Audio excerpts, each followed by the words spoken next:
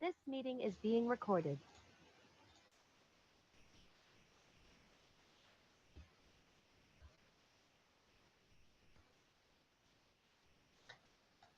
Screen दिख रहा है?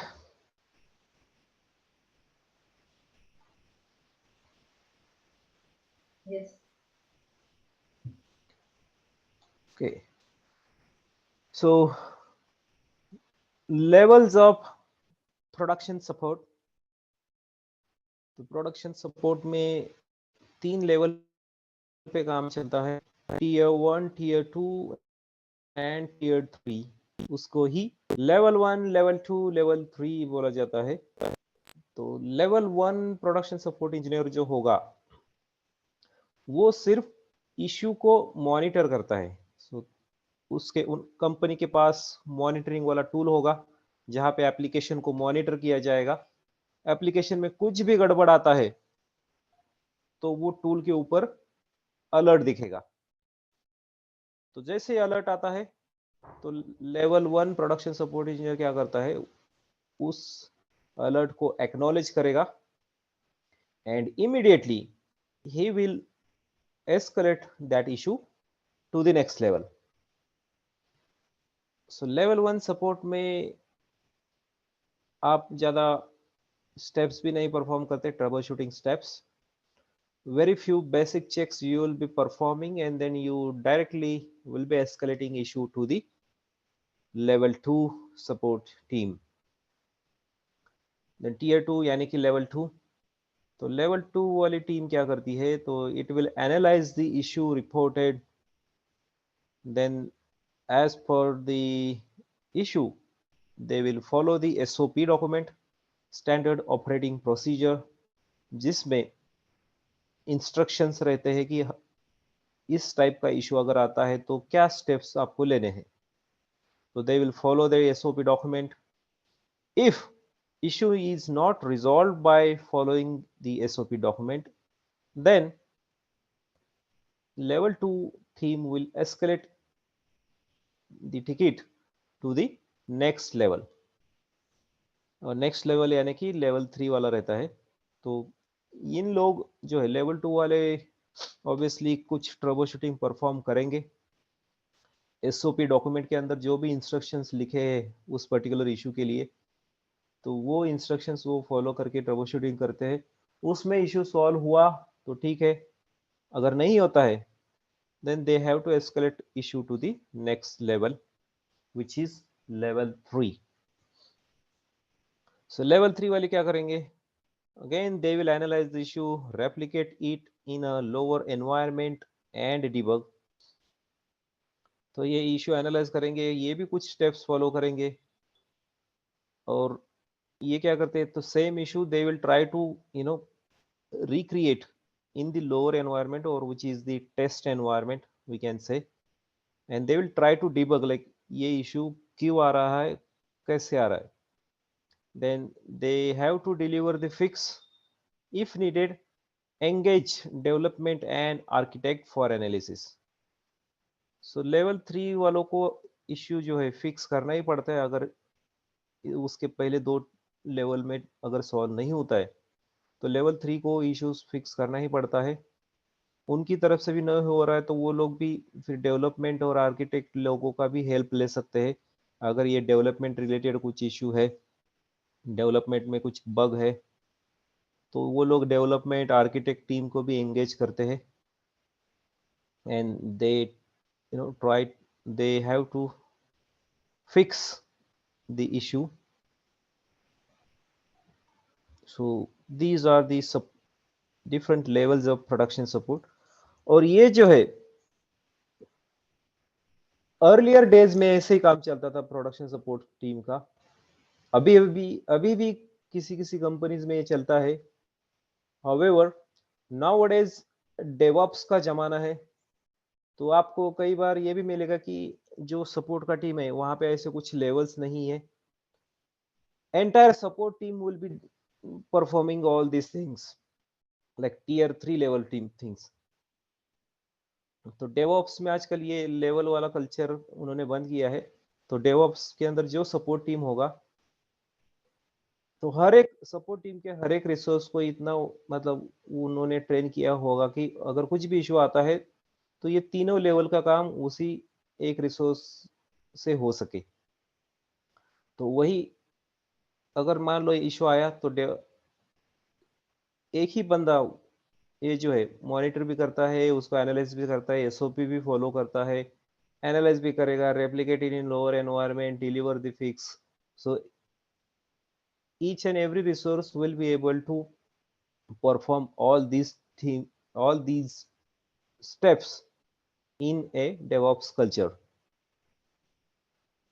तो कई जगह पे आपको DevOps वाला कल्चर मिल सकता है कंपनीज के अंदर, कई जगह पे ये पुराना वाला कल्चर भी मिल सकता है, जैसे कि लेवल 1 का एक अलग टीम, लेवल 2 वालों का एक अलग टीम, लेवल 3 वालों का एक अलग टीम। ठीक है।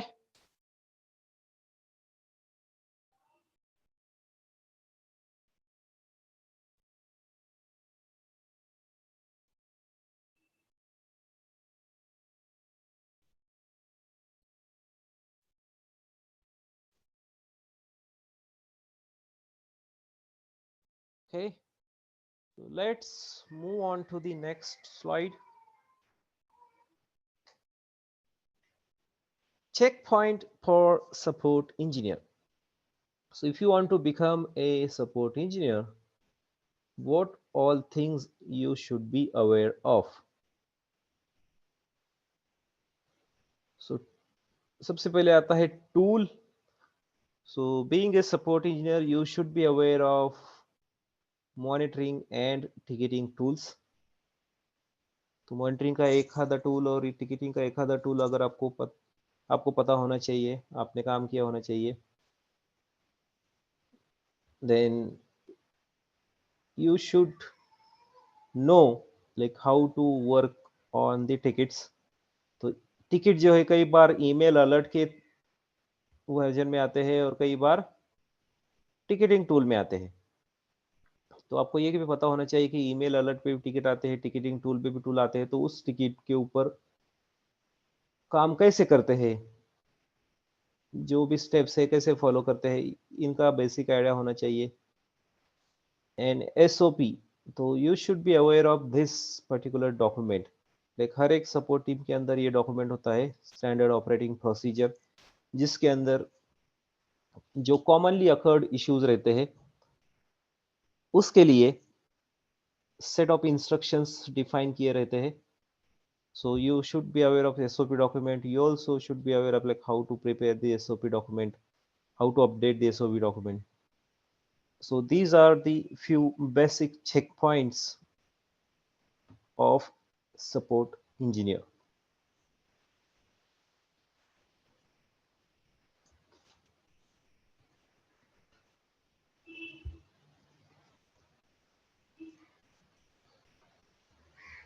Next, now we'll see like what are the different tools available in the market, the monitoring tools।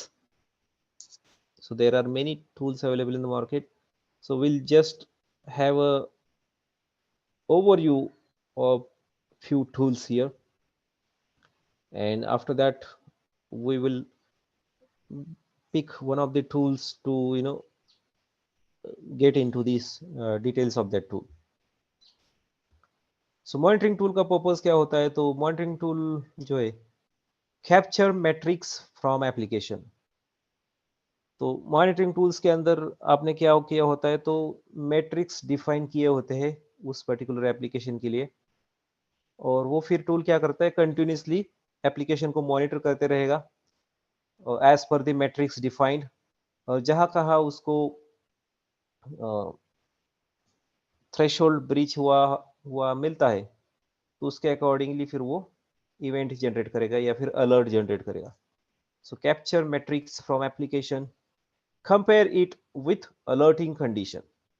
तो उसने मैट्रिक्स कैप्चर किया और अलर्टिंग कंडीशन के साथ कंपेयर किया। अलर्टिंग कंडीशन के अंदर आपने थ्रेशोल्ड वैल्यूज डिफाइन किए होते हैं कि अगर इस वैल्यू के ऊपर अगर मैट्रिक्स जाता है तो तू अलर्ट जनरेट कर और कौन से सिवियरिटी वाला अलर्ट जनरेट कर, ये सब कुछ वहां पे डिफाइन किया हुआ रहता है. And if the threshold gets breached or the alerting condition matches, then trigger email or ticket if condition is met. तो उसने मैट्रिक्स को अलर्टिंग कंडीशन के साथ कंपेयर किया और कंडीशन अगर मैच होता है तो मॉनिटरिंग टूल क्या करता है, ईमेल जनरेट करेगा टू नोटिफाई द पीपल और टिकट जनरेट करेगा. तो टिकटिंग टूल में ऑटोमेटिकली टिकट जनरेट होगा या फिर ईमेल के थ्रू लोगों को नोटिफाई किया जाएगा. Then build dashboard on these tools for graphical representation of data. तो along with triggering the email or ticket, monitoring tool will have a dashboard where you can see all the alerts occurred for that particular application. तो अब monitoring tool के dashboard भी देख सकते हो कि अभी तक कितने अलर्ट्स आए हैं, उसमें से कितने एक्टिव है, कितने के ऊपर काम हो चुका है, कितने सॉल्व हो चुके हैं, कितने अभी तक क्रिटिकल कंडीशंस में है, उनका एक डैशबोर्ड भी होता है. तो ये सब चीजें तुम्हारा मॉनिटरिंग टूल करता है.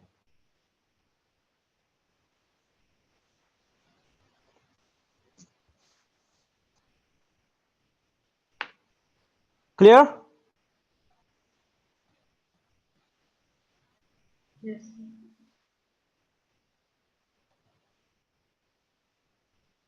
Good.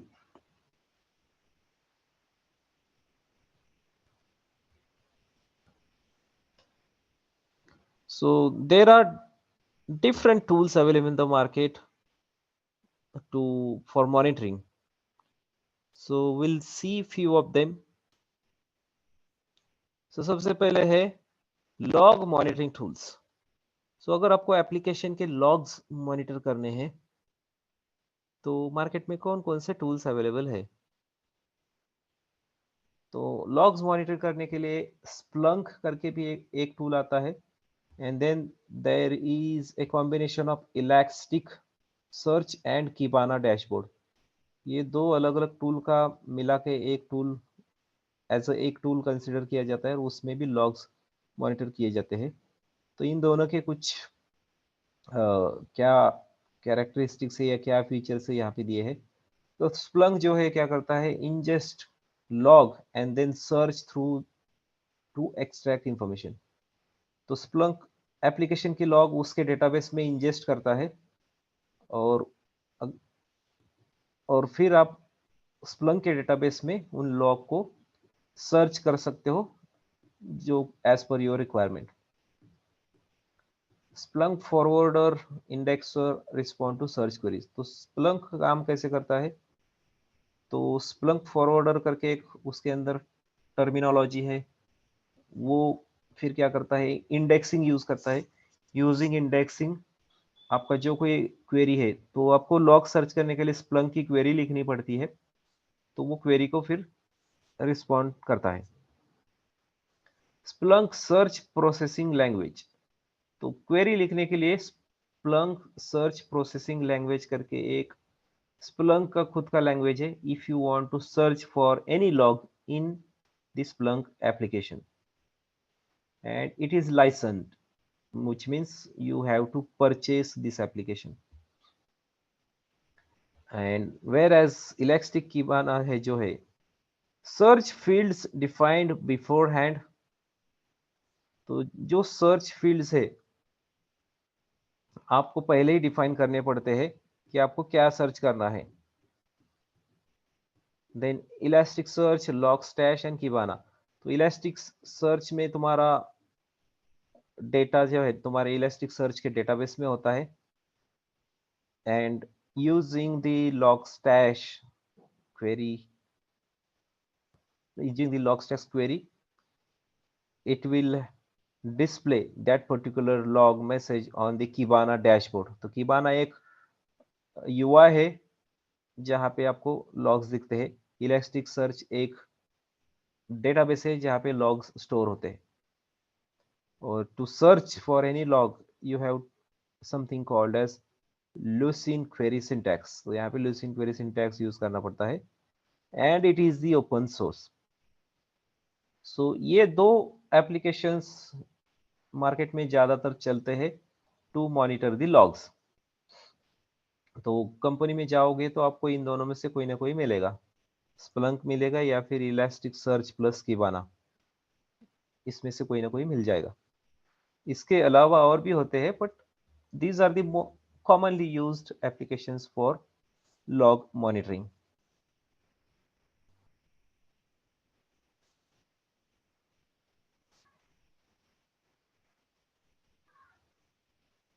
Then next, security monitoring. So if you want to monitor the security of an application, so SolarWinds and Intruder, ये दो commonly used होने वाले applications है।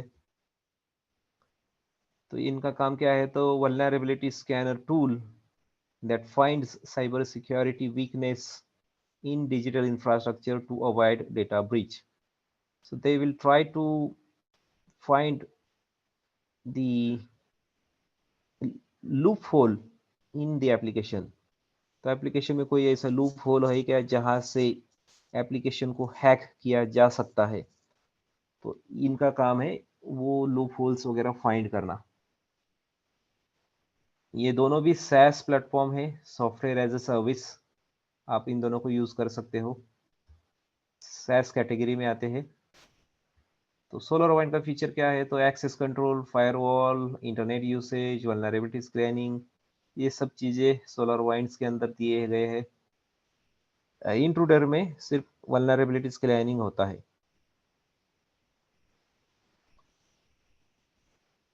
तो सिक्योरिटी मॉनिटरिंग के लिए बेसिकली साइबर सिक्योरिटी वालों का अलग सा टीम होता है।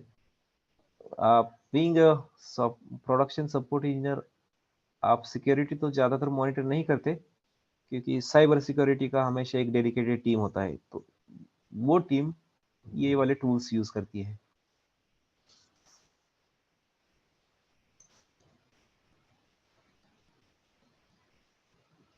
Then system health monitoring tools.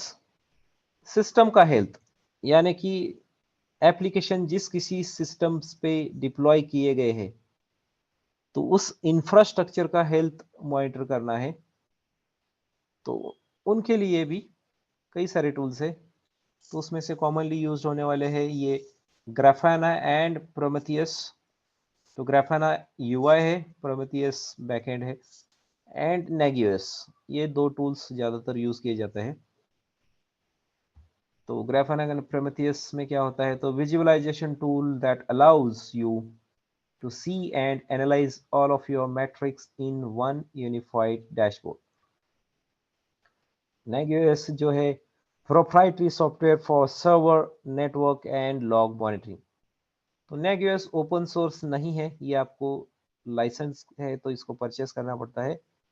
और इसके अंदर कई सारे फीचर्स दिए हैं जैसे कि सर्वर मॉनिटर करना है, नेटवर्क मॉनिटर करना है, लॉग मॉनिटर करना है, तो ये सब कुछ यहाँ से पॉसिबल है। ग्राफाना प्रोमेथियस का usage, beautiful simple annotated graphs. तो आपको जो ग्राफ्स आते हैं ग्राफाना के ऊपर वो सिंपल एनोटेड ब्यूटीफुल ग्राफ्स है। Then multiple sources of metrics at one place. तो जितने भी आपने मैट्रिक्स डिफाइन किए हैं इन सब का ग्राफ एक ही जगह पे मिल जाएगा। Share your dashboards across the organization. You can share the link of the Grafana dashboard to the different teams. Reorganize information based on specific team needs. Easy to use query builder, alerting for events. So Grafana Prometheus जो है excuse me, तो Grafana के ऊपर dashboard के ऊपर आपको in the form of graphs information दिखती है सिस्टम के हेल्थ की, and you can customize it as per your requirement. You can share it across the teams. You can create an alert based on the events. So these are the some features of Grafana Prometheus. Nagios क्या करता है? तो Nagios will monitor servers, networks, applications. It can monitor the operating system as well, Windows or Linux. So these are the some features of Nagios application.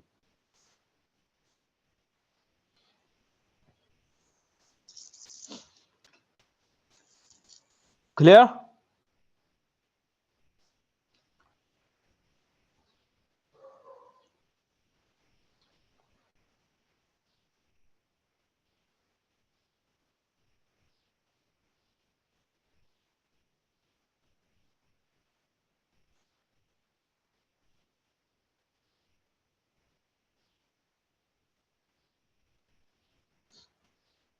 Let's move on to the next slide. Database monitoring tools. So database monitor करना है तो आपके पास कौन कौन से options available है? सो Oracle database है तो ज़्यादातर उसके साथ ओरेकल ही मिलेगा, ओरेकल एंटरप्राइज मैनेजर, OEM बोलते हैं उसको. सो OEM टूल यूज होता है, सोलर वाइंड्स भी यूज होता है. What are the OEM features? It is a web-based tool aimed at managing software and hardware produced by Oracle Corporation as well as by some non-Oracle entities. तो Oracle का database है तो ज़्यादातर उसके साथ यूज होता है और कई बार अदर देन Oracle है तो भी यूज किया जाता है. Set up preferences that help you manage the database. You can configure your preferences as per your requirement. Homepage lists all alerts and for email alert requires additional setup. So homepage के ऊपर आपको सारे alerts एक ही dashboard के अंदर मिल जाएंगे. Email alert setup करना है तो आपको उसका एडिशनल कॉन्फ़िगरेशन करना पड़ता है. तो जैसे कि ईमेल के थ्रू आपको अलर्ट नोटिफाई करना है तो उसका एडिशनल कॉन्फ़िगरेशन करना पड़ेगा. SolarWinds. The tool's multidimensional root cause analysis looks at SQL statement, weight-based analytics, system health, response time analysis. So to monitor the database, ये क्या करता है तो हर एक स्टेटमेंट SQL स्टेटमेंट को मॉनिटर करेगा. वेट बेस्ड एनालिटिक्स मॉनिटर करेगा basically how many queries are in a wait और इन अ क्यू. सिस्टम का हेल्थ मॉनिटर करेगा डेटाबेस के सिस्टम जो ही है. Response time analysis within how much time the queries are responding. It is a popular tool for database monitoring by network admin. तो network admin लोगों को अगर डेटाबेस मॉनिटर करना है तो ज़्यादातर इन लोग यूज़ करते हैं. Dynamic UI to show most critical information. तो इसका भी UI अच्छा है. So these are some database monitoring tools.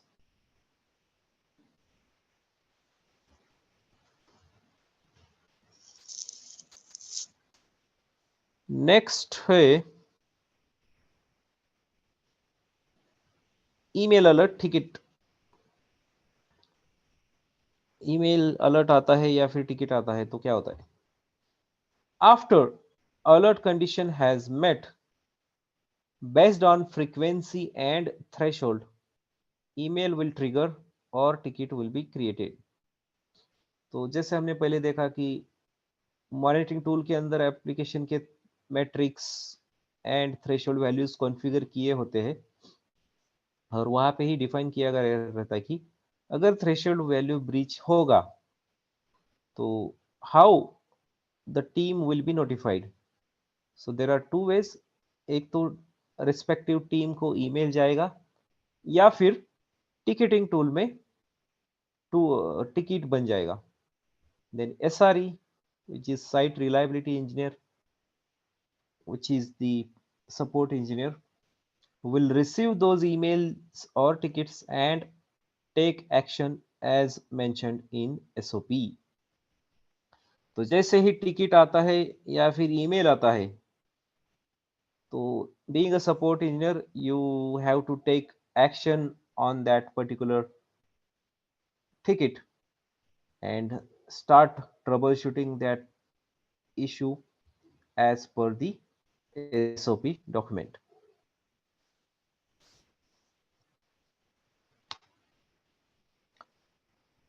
Next, SOP के अंदर क्या क्या चीजें होती है? So important details in SOP. So what types of details होते हैं एसओपी के अंदर? तो सो एसओपी के अंदर इशू की इंफॉर्मेशन होगी। तो issue must be elaborated in detail. It helps in identifying what steps needs to be followed. तो इशू, हर एक इशू जो कॉमनली अकर्ड इश्यूज है, इनका डिटेल में इंफॉर्मेशन होती है और जो स्टेप्स है वो भी डिटेल में मेंशन किए रहते हैं। Mitigation step, non issue unknown issue. तो वेदर जो इशू है वो नॉन इशू है या नॉन इशू है, हर एक इशू के अगेंस्ट वो इंफॉर्मेशन रहता है कि ये इशू इसके पहले भी आया है, इसके ऊपर हमने काम किया है, तो वो नॉन इशू होगा। और रिसेंटली वो इशू आने लगा है, अभी तक उसका मतलब जो है रूट कॉज अपने को पता नहीं है, तो उसको बोला जाएगा अननोन इशू। और जो इशू आता है उसका इम्पैक्ट क्या है? तो criticality of the issue is directly proportional to impact to the customer. तो जितना कस्टमर के ऊपर ज्यादा इम्पैक्ट है उतना वो इशू क्रिटिकल होगा। तो उस पर्टिकुलर इशू की जो है क्रिटिकलिटी भी वहां पे मेंशन की होगी। और क्रिटिकलिटी के ऊपर सिवेरिटी डिपेंड करता। तो severity, it depends upon how many consumers are impacted. तो जो इशू आया है कितने लोगों को इम्पैक्ट कर रहा है, एप्लीकेशन यूजर्स, तो उसके ऊपर सिवेरिटी डिफाइन होगा। तो मान लो कोई एक इशू आया है, तुम्हारा एप्लीकेशन जो है अक्रॉस द ग्लोब यूज होता है और अभी फिलहाल सिर्फ users from Pune city are facing some issue on that application. तो users from other than Pune are not facing any issue. तो उस टाइम पे सिवेरिटी थोड़ा लो होगा, क्योंकि सिर्फ एक सिटी के अंदर जितने यूजर से उतने इम्पैक्ट हुए हैं। Whereas let's say entire India region is facing some issue in the application, तो उस टाइम पे सिवेरिटी ज्यादा होगा। And throughout the globe, throughout the world अगर एप्लीकेशन में कुछ इशू आता है तो उसका इशू सिवेरिटी फिर क्रिटिकल हो जाएगा। So it depends upon how many consumers are impacted. The notification की इंफॉर्मेशन होगी। तो who all needs to be engaged और notified when issue has occurred. तो मॉनिटरिंग टूल पे अगर वो इशू आता है तो एसओपी डॉक्यूमेंट के अंदर आप देखोगे कि ये इशू अगर आता है तो कौन कौन से लोगों को नोटिफाई करना है। तो all these details are present in your SOP document.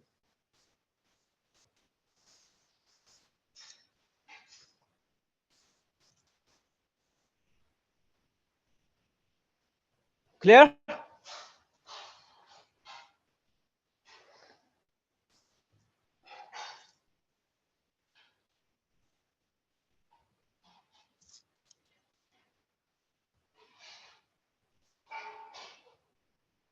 Yes, guys, are you getting? Yes, sir. Good.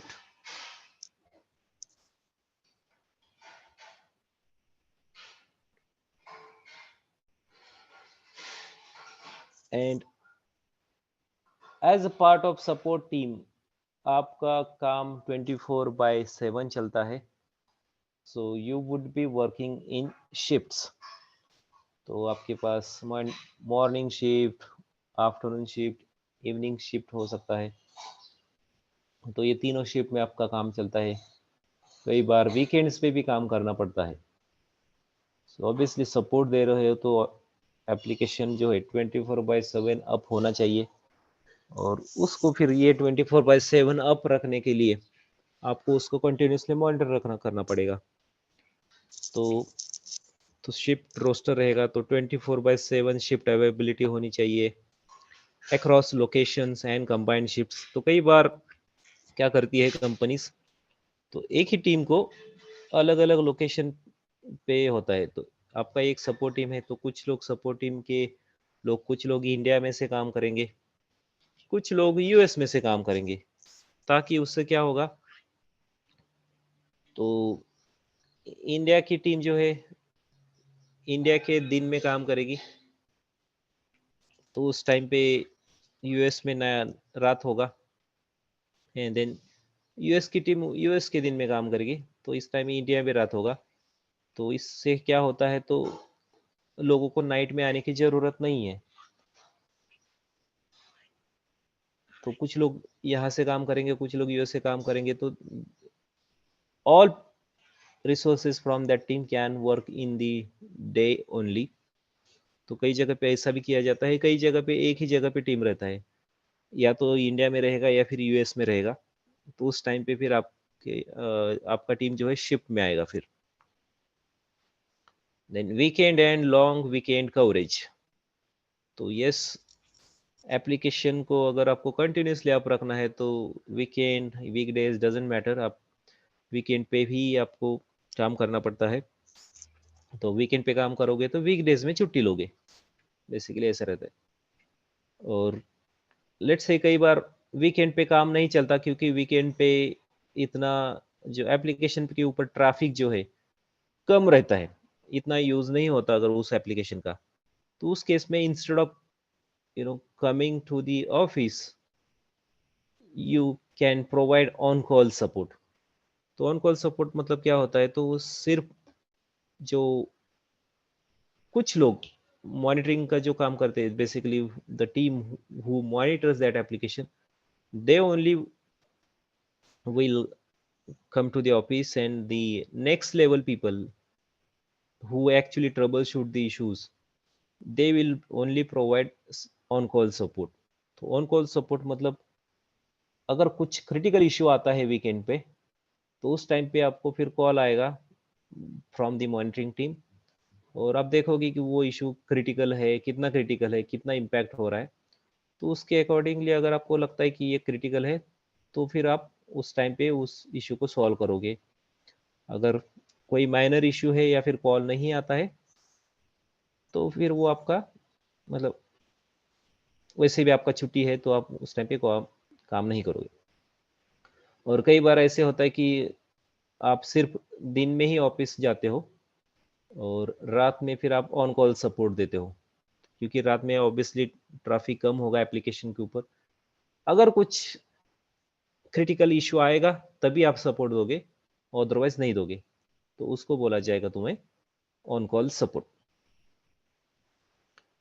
Then comp off और लीव प्लान, सो ये सब की भी मैनेज करना पड़ता है as a part of support team. तो कॉम्प ऑफ मतलब आपने मान लो पब्लिक हॉलीडे पे काम किया, तो ऑब्वियसली पब्लिक हॉलीडे पे तो छुट्टी होता है, फिर भी आपने काम किया, तो उसके अगेंस्ट आप किसी दूसरे दिन छुट्टी ले सकते हो। और आपका लीव प्लान भी उसी के हिसाब से, मतलब if you are lead in a support team environment, so you have to plan all these things, like you have to plan the shift roster of your entire team, you have to plan the leaves of your team। तो basically ये मतलब lead का काम है वैसे ये सब कुछ मैनेज करना। मतलब कितने लोग शिफ्ट में आएंगे, कितने लोग छुट्टी पे रहेंगे, कितने लोग ऑन कॉल सपोर्ट देंगे, वगैरह वगैरह, ये तो ये लीड को सब मैनेज करना पड़ता है। बट इसके कुछ फायदे भी है, अगर आप इवनिंग शिफ्ट में आते हैं तो आपको अलाउंस वगैरह मिलता है। और जैसे कि आप वीकेंड पे काम करेंगे तो वीकडेज में छुट्टी मिलता है, तो कई लोग पसंद करते हैं वीकडेज में छुट्टी लेना, क्योंकि वीकेंड पे वैसे भी कुछ ज़्यादा काम नहीं होता। तो एंड कई लोग तो ऐसे भी रहते हैं कि जिनको कंटिन्यूस नाइट शिफ्ट पसंद होती है, क्योंकि नाइट शिफ्ट में वैसे भी लोड कम होता है, प्लस एक्स्ट्रा पैसा भी मिलता है। It depends upon person to person. But ये सपोर्ट में ये कई बार मतलब ज़्यादातर शिफ्ट में काम चलते रहता है।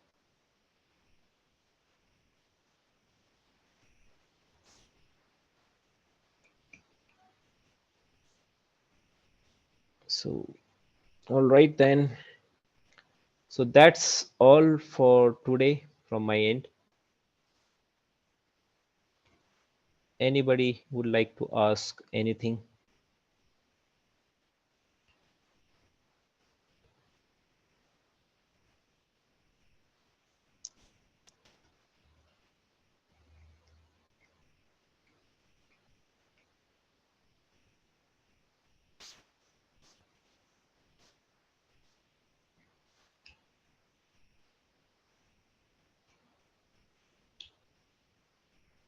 If no, then we can conclude this session for today.